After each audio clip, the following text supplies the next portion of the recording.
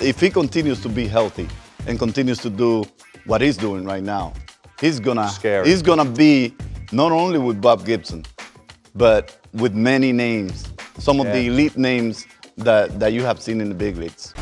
And there is the rookie right-hander Jacob deGrom, 4-0 at Vegas, getting ready for his first big league start. And Solarte takes strike 3 call. Strike 3 call! Jacob deGrom ties the major league record. 8 consecutive strikeouts to begin the night. Hi, I'm Jacob deGrom, and I have the chance with my stuff to just dominate baseball for years to come. 13 strikeouts for Jacob deGrom. Pitch on the way from Richards.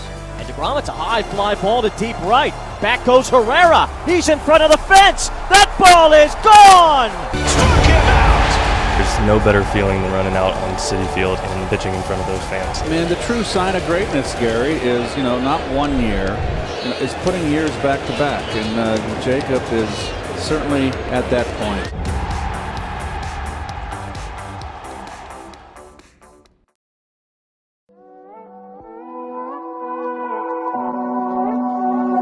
This is the start of a brand new series I'm going to be doing where I analyze current Major League Baseball players. Think what happened, but a deeper analysis for current players whose careers haven't yet fallen off of a cliff. Just as I did for this episode, I'm going to be running polls on Twitter which will allow you guys to have a say in who I cover in this series. If you'd like to take part in those, you can head over to my Twitter account by using the link in the description or following SRS Matt directly on Twitter. Alrighty, let's analyze Jacob deGrom.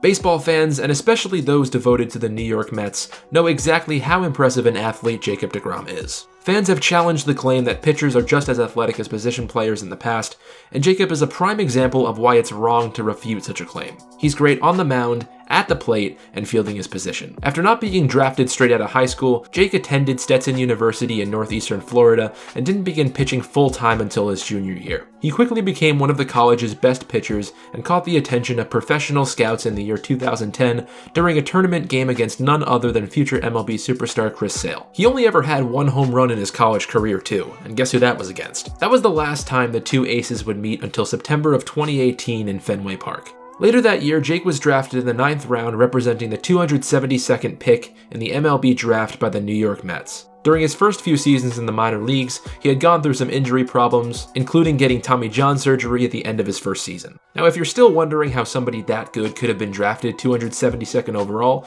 don't worry, I was wondering that too. I've compiled some of the top pitchers in baseball today to see their placement in their respective drafts for comparison, and yeah, Jacob seems to be a modern anomaly. Even Garrett Cole was drafted in the first round more than once. Interestingly enough, deGrom isn't the only Mets legend drafted in the later rounds, and his case only scratches the surface. The Mets didn't draft each of the following players, but each are considered legendary for their times with the franchise. The Mets drafted Nolan Ryan, one of the best pitchers in the history of the game and baseball's all-time strikeouts leader, in the 12th round of the 1965 draft. Mets great and 11-time Gold Glove winner Keith Hernandez was drafted by the Cardinals in the 42nd round in 1971, and Mets legend Mike Piazza was drafted in the 62nd round of the 1988 draft. All steals for the teams who drafted them. deGrom's first major league start came during the Subway Series in 2014, and it's still a game that I laugh at to this day. With a final score of 1-0, deGrom had gotten his first of around 47 million 1-0 losses so far in his career. That number may be slightly hyperbolic. His first 4 starts followed a similar trajectory, with him pitching to his abilities and the Mets losing each game. It's something that still consistently happens to this day, for whatever reason. 8 strikeouts in a row. This was the major league record during this time. It took Jacob deGrom a grand total of 126 days in the major leagues to tie it. Yeah, no biggie. deGrom had quickly established himself as a top-of-the-rotation pitcher and was a member of the Mets' Golden Four in 2015, a rotation which included Matt Harvey, Noah Syndergaard, and Steven Matz. And yeah, Harvey was pretty good during this part of his career. After his worst season in 2017, in which he put up an ERA around 3.5, 2018 became the year of deGrom, the year this man became elite. From 2017 to 2018, deGrom cut his ERA almost literally in half. With Harvey on his way out in 2018, Jacob deGrom was asked to step up and lead that young rotation. And how did he respond? By winning the Cy Young Award. Since Harvey left the team, Jacob deGrom is 2-0 for the Cy Young Award, so thanks, Matt. From Stetson shortstop to Mets ace, Jacob deGrom went from a 9th-round pick in 2010 to one of the best pitchers in Mets history, and I cannot wait to see what he does next year.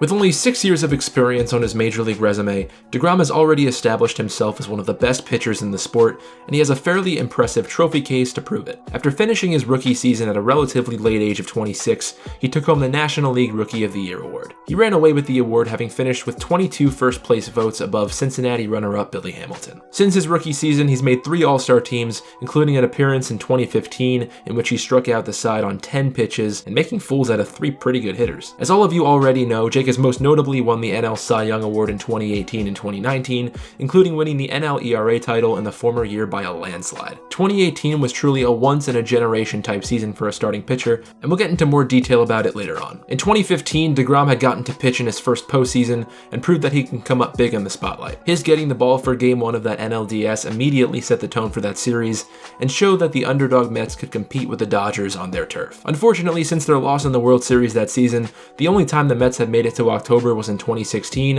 while Jake was sidelined with an elbow injury. It's been a while since Jake's pitched in that kind of spotlight. But with an impressive roster heading into 2020, and billionaire Steve Cohen's reign approaching at light speed, we can only hope that Jake sees October action again soon. With the 2010s recently coming to a close, Jake also won the Post's New York Athlete of the Decade. While it's not a league award, I'm sure it's still one that Jake is humbled by and appreciates just as much. In only 6 years of MLB tenure, deGrom has received quite a good number of accolades to be reminded of his astounding success. Let's talk about the reasoning behind these honors.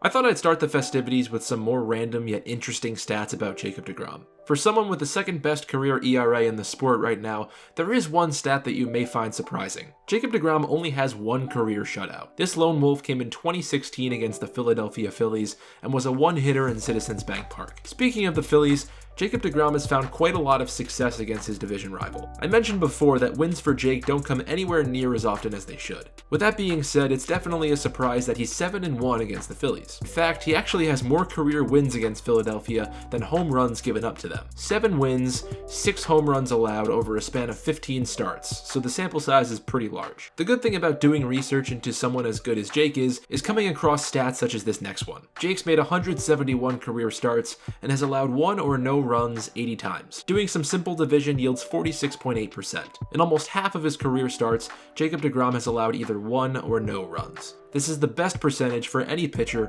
over the past 11 decades. Now let's get down to the nitty-gritty. One praise of deGrom that you've probably heard before is that whatever pitch he's throwing, it looks like they're all coming from the same place, and that's exactly right. For his fastball, his average release point is 5.6 feet above the ground, same for his sliders, same for his changeup, same for his sinker, which he rarely ever throws, and his curveball deviates by only 1/10 of a foot. Think about how hard that must be from the perspective of a hitter. Having only a few hundred milliseconds to hit a baseball is hard enough, but to now have to deal with a guy who's throwing 98 with movement and every pitch is coming from the same place, that's one heck of a daunting task. So we've talked about deGrom's stellar 2018 and 2019 seasons. Now let's talk about the numbers behind those historic years. Let's take a look at deGrom's velocity distribution since 2014 using Baseball Savant, and specifically focus in on 2018 and 2019. The years he took his game to the next level.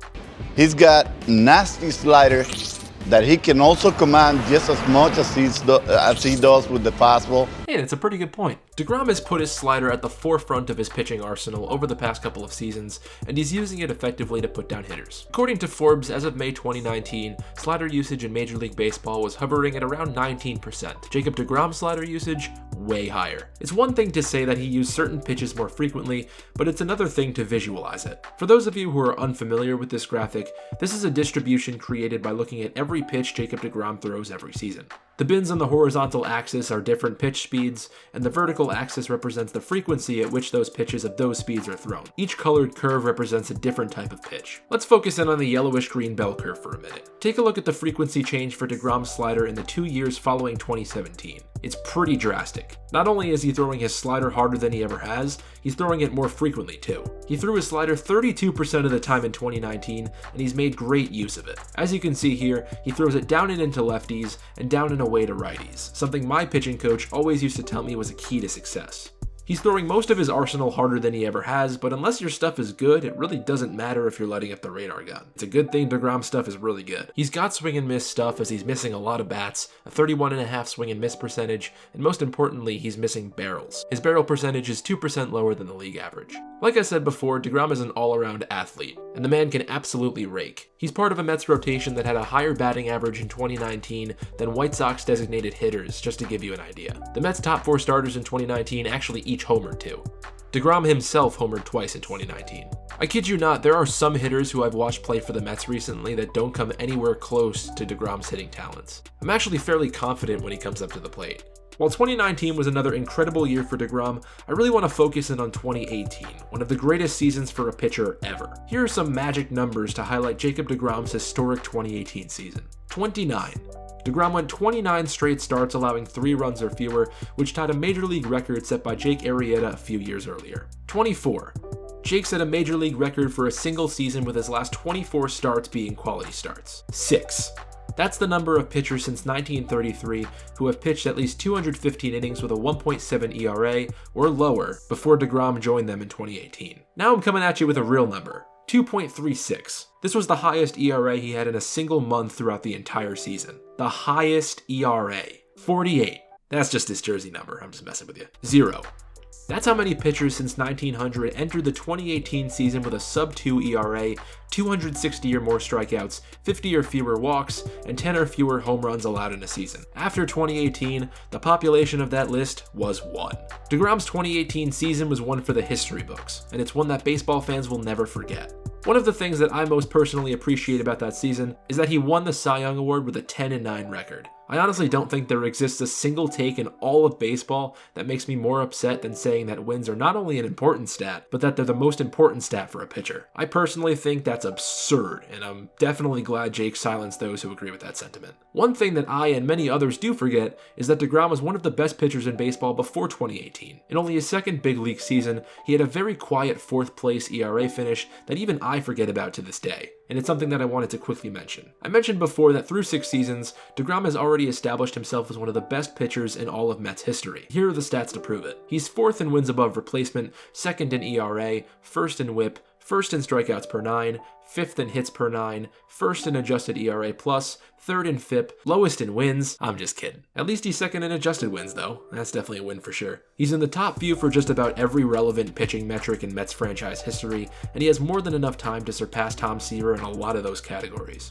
Jacob deGrom is personally my favorite pitcher in baseball right now, and it's awesome to root for the team he plays for. After showing you the statistics, I hope you've learned a thing or two that you didn't know before this about the best pitcher in baseball over the last 2 seasons. Hopefully you've seen for yourself why this man gets me so excited to watch him pitch, and maybe, just maybe, you'll start to get excited to see him pitch too.